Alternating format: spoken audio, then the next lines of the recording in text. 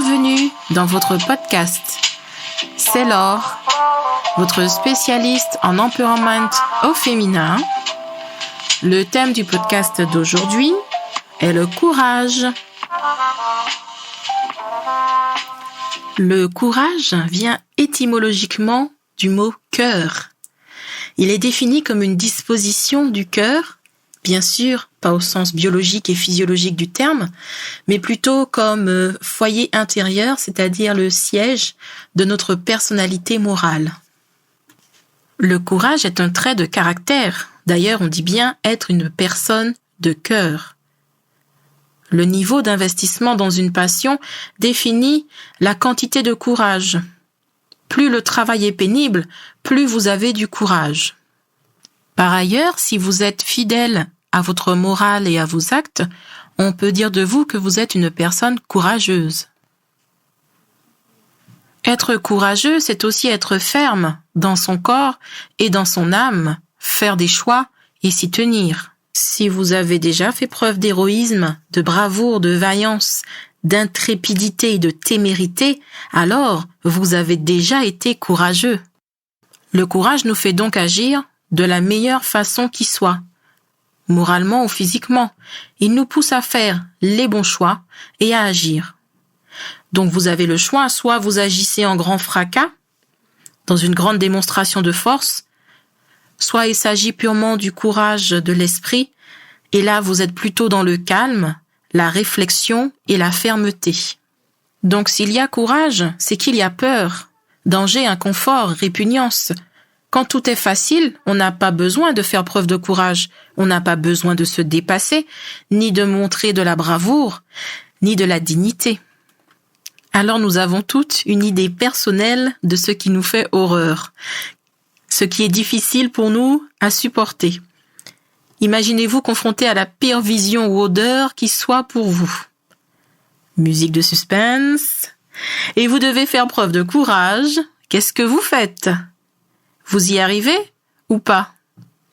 Moi, je bats en retraite devant les serpents et les 1000 pattes.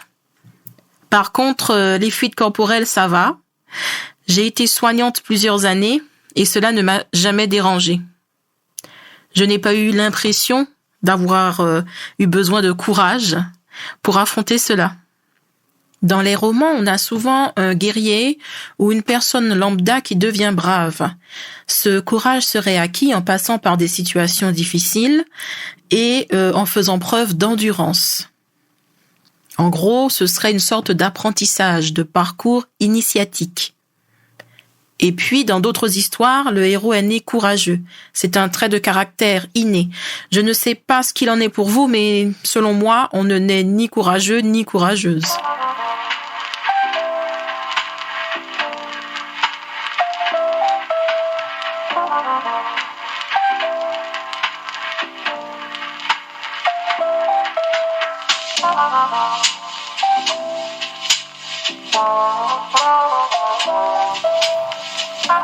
J'ai une question pour vous. Est-ce qu'il faut avoir du courage pour se développer personnellement, atteindre des sommets et dégommer un à un nos objectifs de vie ? Ou est-ce que le courage vient naturellement en atteignant nos objectifs et en se dépassant à chaque étape du processus ? C'est une question du genre qui de l'œuf ou la poule était là en premier. Alors j'ai adoré le titre du livre d'Osho. Ça m'a beaucoup fait sourire parce que j'ai pensé à un James Bond. Le courage, la joie de vivre dangereusement. Alors, on n'y parle pas de courage physique suite à une montée d'adrénaline.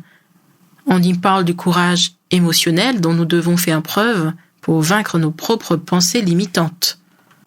Dans le développement personnel, le principal danger pour nous, c'est nous-mêmes, avec notre ego qui nous maintient comme une viande dans un pâté.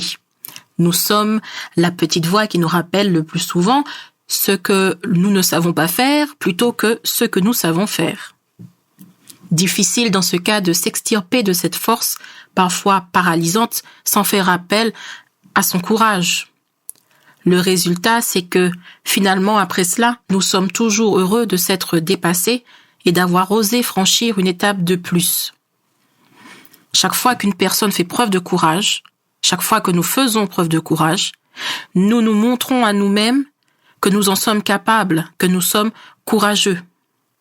Donc c'est bien une disposition intérieure, peu importe comment nous l'avons acquise et comment nous l'avons fortifiée, qui devient visible par nous et par tous.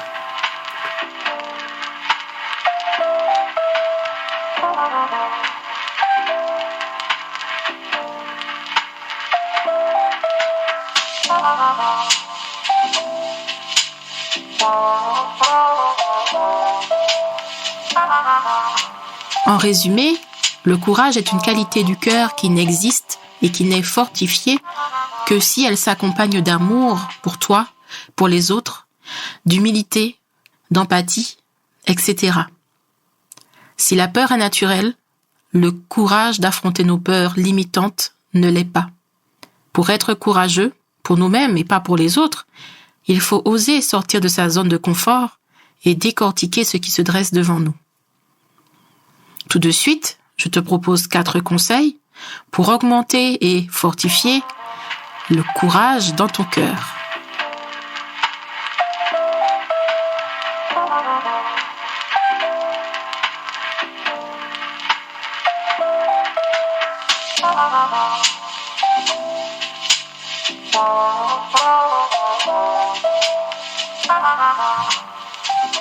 La première chose lorsque l'on cherche à développer son courage, c'est de développer d'autres valeurs en lien.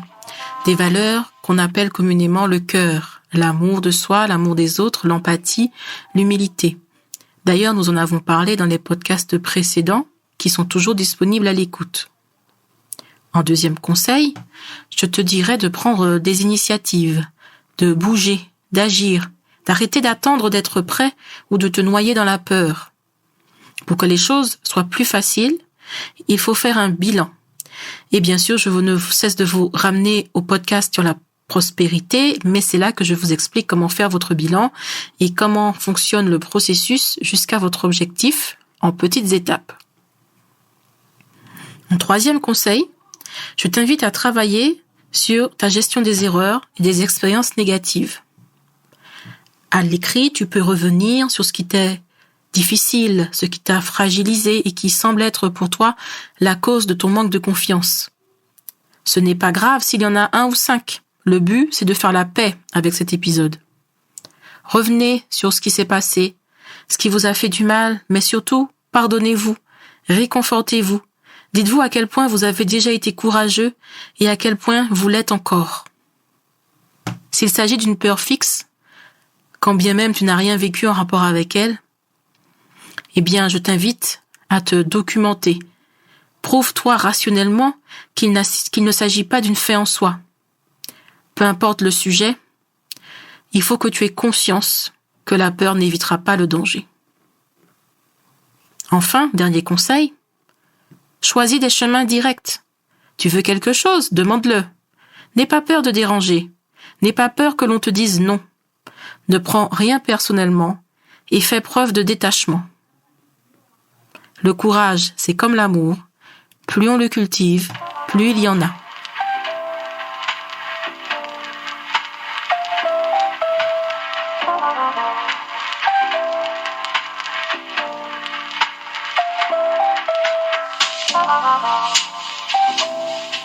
C'était Laure. Je suis ravie d'avoir partagé ce moment avec toi. Tu peux me retrouver sur ma page Instagram glorious.woman. Je te dis à demain pour le prochain podcast.